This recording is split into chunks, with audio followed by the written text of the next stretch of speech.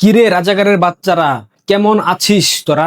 বাংলাদেশের তথাকথিত রাজনৈতিক দলগুলা তাদের যতগুলা পোষা পালিত রাজাকারের বাচ্চা আছে, শিলং সালাউদ্দিন, কশা জায়েদ, পররাষ্ট্র উপদেষ্টা, পররাষ্ট্র প্রতিমন্ত্রী, পররাষ্ট্রমন্ত্রী, এছাড়াও বিকাশ রাশেদ, বিকাশ নূর, এরকম বাংলাদেশের রাজাকারের বাচ্চারা বলেছিল না, দিল্লি ভারত সরকার শেখ হাসিনাকে কোনো প্রকার রাজনৈতিক কর্মযজ্ঞ ভারতে বসে চালাতে দেবে না। ঠিক দুদিন পর গতকাল রণধীর জয়সওয়াল বলে দিয়েছেন, যেই প্রতিষ্ঠানের পক্ষ থেকে বঙ্গবন্ধু কন্যা শেখ হাসিনার প্রেস কনফারেন্স হবে সেটা একটা বেসরকারি প্রতিষ্ঠান, তার সাথে ভারত সরকারের কোনো সম্পর্ক নেই। সুতরাং শেখ হাসিনা বক্তব্য দেবেন কি দেবেন না, প্রেস কনফারেন্স করবেন কি করবেন না, এইটা ভারত সরকারের মাথা ঘামানোর বিষয় না, ভারত সরকারের তাতে কিছু যায় আসে না। ভারত একটা গণতান্ত্রিক রাষ্ট্র, ভারতে বসে যে কেউ গণতান্ত্রিক ভাবে নিজের স্বাধীনতা নিজে অক্ষুণ্ণ রাখতে পারে, নিজের স্বাধীনতা অনুযায়ী যে কোনো কাজ নিজে করতে পারে।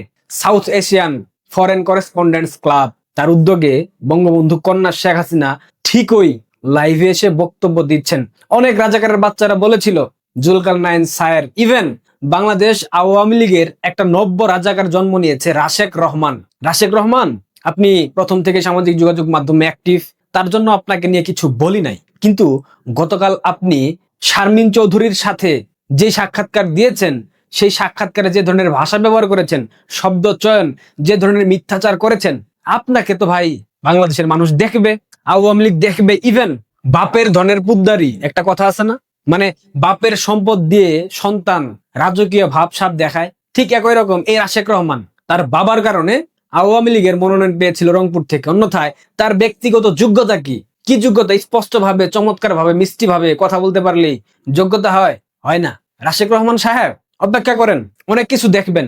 গতকাল সাক্ষাৎকারে বলেছেন না, শেখ হাসিনা স্ট্যান্ডবাজি করছে দিল্লিতে বসে, তিনি ডিসেম্বরে আসবেন না, শেখ হাসিনার আশেপাশে যারা আছেন তারা সব মূর্খ, বোকা, তাদের মধ্যে বুদ্ধি নাই। বঙ্গবন্ধু কন্যা শেখ হাসিনা একটা রেকর্ডেড অডিও বার্তা দেবেন বলেছিলেন না, দেখবেন বঙ্গবন্ধু কন্যা কিভাবে কথা বলতেছেন। আমি যেই মুহূর্তে ভিডিও রেকর্ড করতেছি ঠিক সেই মুহূর্তে বঙ্গবন্ধু কন্যা লাইভে কথা বলতেছেন, সাংবাদিকদের প্রশ্নের উত্তর দিচ্ছেন, শুনেন একটু। Journalists were killed. Law enforcement agencies came under organized attack. Police, Sepai, the other officers were killed and their bodies were hung from flyover. শুধুমাত্র একটা প্ল্যাটফর্ম থেকে দেখলাম, সজীব ওয়াজেদ জয়ের যে ফেসবুক পেজ, সেখান থেকে 2 লক্ষ মানুষ লাইভ দেখতেছে।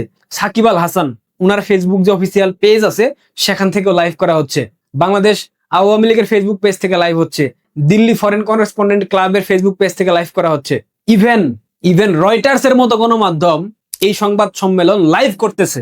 এটা দেখার পর আমার একটা কথা মনে পড়তেছে, রাজাকারের বাচ্চারা সবাই স্লোগান দাও, এই তোরা কে কোথায়, রাজুতে আয়। রয়টার্স শেখ হাসিনার বক্তব্য প্রচার করছে, রয়টার্স এর অফিস ভাঙচুর করতে হবে। কি রাজাকারের বাচ্চারা স্লোগান দাও, রয়টার্স প্রকাশ করতেছে লাইভ। শুধু রয়টার্স না, ভারতবর্ষের একাধিক আন্তর্জাতিক মানের গণমাধ্যম এই লাইভ সম্প্রচার করছে। শুধুমাত্র ভারতবর্ষের, জি না, দক্ষিণ এশিয়ার একাধিক গণমাধ্যম এই লাইভ সম্প্রচার করছে। অনেক চিল্লাপাল্লা করেছিল তোমরা, শেখ হাসিনার 5 আগস্টের প্রোগ্রামকে তোমরা ধূলিসাৎ করবা, তোমরা এটাকে স্প্রেড হতে বাধা দিবা, পেরেছো? পারো নাই তো। তোমাদের কি জুলাই ফলাই ছিল না আজকে 5 আগস্ট উপলক্ষে? কি দিবস টিবস পালন করলা, কি জুলাই জাদুঘর না কি যেন একটা উদ্বোধন করলা, সেখানে গিয়ে দেখলাম 2 পক্ষের হাতাহাতি হয়েছে, আবার দেখলাম জুলাইয়ের ঘোষক নাকি।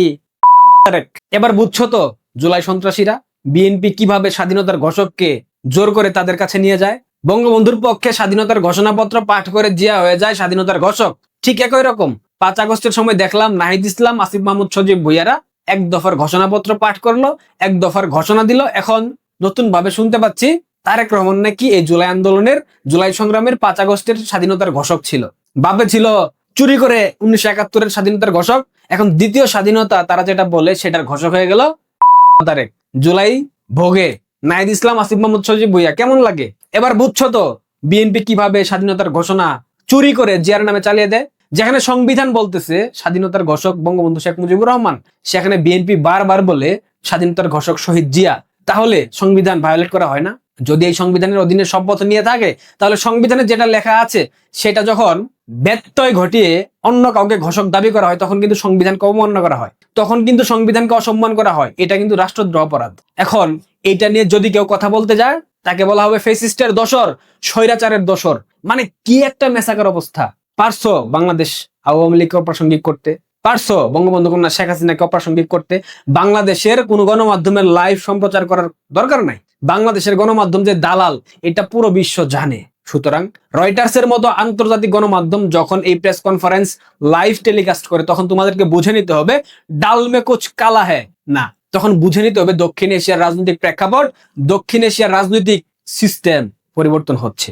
লাস্ট ভিডিওতে বলেছি তারেককে বলে দিয়েছে মার্কিন যুক্তরাষ্ট্র এবং ভারত, এটা আবারও বলতেছি তারেককে বলে দিয়েছে মার্কিন যুক্তরাষ্ট্র এবং ভারত। তারেকের খেলা শেষ, তারেক বলির পাঠা। বোঝা গেল?